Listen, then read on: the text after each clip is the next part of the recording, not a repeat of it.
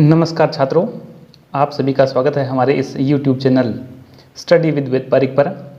इस चैनल के माध्यम से कक्षा 6 से 10 तक के छात्र छात्राओं को विज्ञान व गणित का शिक्षण करवाया जाएगा। साथ ही उन बिंदुओं व प्रश्नों पर विशेष चर्चा की जाएगी जो परीक्षा की दृष्टि से अति महत्वपूर्ण होते हैं। जिस जैसे हमें मौका मिलेगा हम आपके लिए राजस्थान, सामान्य ज्ञान व अन्य विषयों के महत्वपूर्ण प्रश्नों व बिंदुओं पर भी चर्चा करेंगे जो कंपटीशन की दृष्टि से काफ़ी महत्वपूर्ण होते हैं।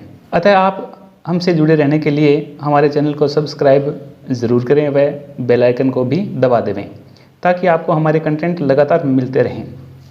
हम आज इस स्टडी की शुरुआत कर रहे हैं। तो सबसे पहले एक अध्याय जिसका नाम है, जो अभी आपके सामने है, भोजन व मानव स्वास्थ्य पर चर्चा करेंगे। भोजन व मानव स्वास्थ्य के एक बिंदु पोषण पर है। सर्वप्रथम हम चर्चा करेंगे। सबसे पहले हम जान लेते हैं कि पोषण क्या चीज़ है। जैसा आप देख रहे हैं कि पोषण जीवन का आधार है और पोषण के रूप में जीव अपने वातावरण से विभिन्न पदार्थ प्राप्त करता है। ये पदार्थ पाचन क्रिया के माध्यम से जीव के शरीर का अंग बनकर शरीर की विभिन्न आवश्यकताओं की पूर्ति करते हैं। तो ये बात आपके थोड़ी समझ में आ गई होगी कि जो भी हम अपने वातावरण से ग्रहण करते हैं, जो भी हम खाते हैं, वो सारा का सारा हमारे शरीर का एक पाचन के बाद अंग बन जाता है और हमारी सभी आवश्यकताओं की पूर्ति करता है। पोषण के रूप में अब हम आपसे चर्चा करेंगे कि पोषण के रूप में दो प्रकार का पोषण अपने सामान्यतः करते हैं। तो सबसे पहले हम बात करेंगे कि पोषण जो है वो कितने प्रकार का है। पोषण, देखो बच्चों, पोषण दो प्रकार का है। एक तो है संतुलित और एक है असंतुलित।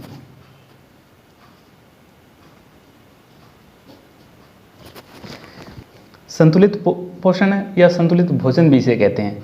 संतुलित पोषण या भोजन किसे कहते हैं? कि ऐसा भोजन जिसमें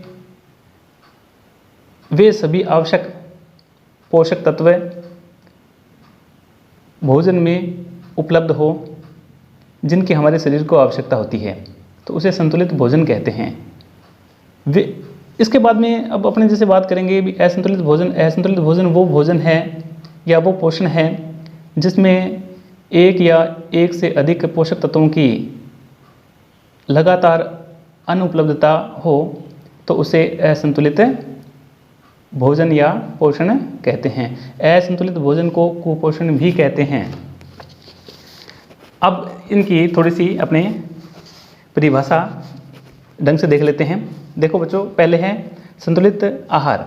वह भोजन जिसमें सभी आवश्यक पोषक उचित मात्रा में उपलब्ध हो उसे संतुलित आहार या भोजन कहते हैं।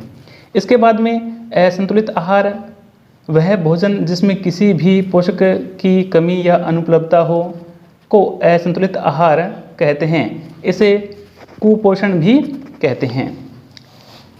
अब अपने बात करेंगे, जैसा कि आपने पहले बात करी है कि जैसे संतुलित आहार किसे कहते हैं। संतुलित आहार में अपने चर्चा की है कि सभी आवश्यक पोषक उचित मात्रा में उपलब्ध हो, तो अपने को ये भी जानकारी होनी चाहिए कि कौन कौन से पोषक तत्व है जो संतुलित आहार बनाते हैं।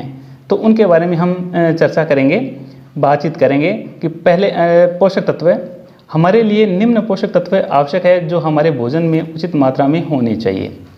तो सबसे पहले है आपके सामने जैसे है कार्बोहाइड्रेट, दूसरा है वसा, तीसरा है प्रोटीन, इसके बाद में विटामिन, खनिज लवण, आहारी रेशे और जल। पहले अपने थोड़ी सी कार्बोहाइड्रेट पर चर्चा करेंगे। देखो, पहले अपने कार्बोहाइड्रेट पर चर्चा कर रहे हैं। कार्बोहाइड्रेट हमें सामान्यतः अपने भोजन में जैसे चावल है, गेहूं है या आलू है, यानी जो अपने सामान्य दैनिक जीवन का भोजन है उससे अपने को प्राप्त होता है। कार्बोहाइड्रेट से हमें ऊर्जा मिलती है। इसी प्रकार से वसा से भी अपने को ऊर्जा मिलती है।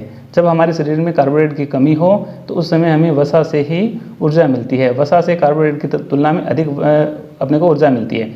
वसा हमें तेल, घी आदि ऐसे पदार्थ है, इनसे अपने को प्राप्त होता है। इसके बाद में नंबर 3 पर आता है प्रोटीन। प्रोटीन विभिन्न प्रकार की दालों से, दूध, अंडा, मांस आदि से हमें प्राप्त होता है। प्रोटीन का कार्य है हमारे शरीर की वृद्धि करना।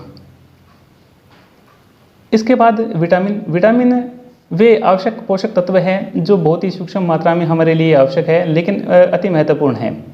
ये हमें विभिन्न प्रकार की हरी सब्जियों और फलों आदि से प्राप्त होते हैं।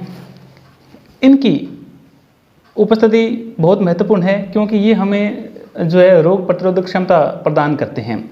इसके बाद में आता है खनिज लवण। खनिज लवण भी अब हमें सूक्ष्म मात्रा में इनकी आवश्यकता होती है और ये भी हमें विभिन्न प्रकार के रोगों से बचाते हैं।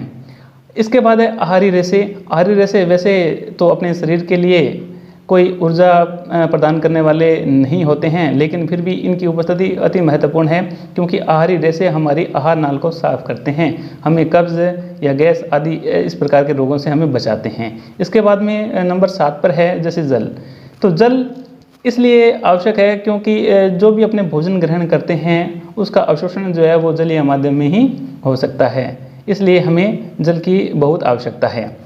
इसके बाद हम थोड़ी सी चर्चा कर रहे हैं कि संतुलित आहार की हमें क्यों आवश्यकता क्यों है। आहार हमारे लिए आवश्यक है या संतुलित भोजन के लाभ क्या है, इस पर हम बात करेंगे। संतुलित भोजन शरीर को मजबूत बनाता है, रोगों से लड़ने के लिए रोग प्रतिरोधक क्षमता को बढ़ाता है, दिमाग को तेज व स्वस्थ बनाता है, थकान को भी कम करता है।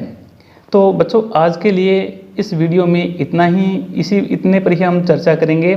आप इनमें से कुछ भी जो आपको अच्छा लगा हो वो यदि अपनी नोटबुक में नोट करना चाहें तो वीडियो को रोक करके और आप नोट कर सकते हैं। यदि आपको हमारा वीडियो पसंद आया है और आगे भी आप इसी प्रकार के वीडियो देखना चाहते हैं तो चैनल को सब्सक्राइब करें और बेल आइकन को दबा दें और साथ ही लाइक भी करें। धन्यवाद।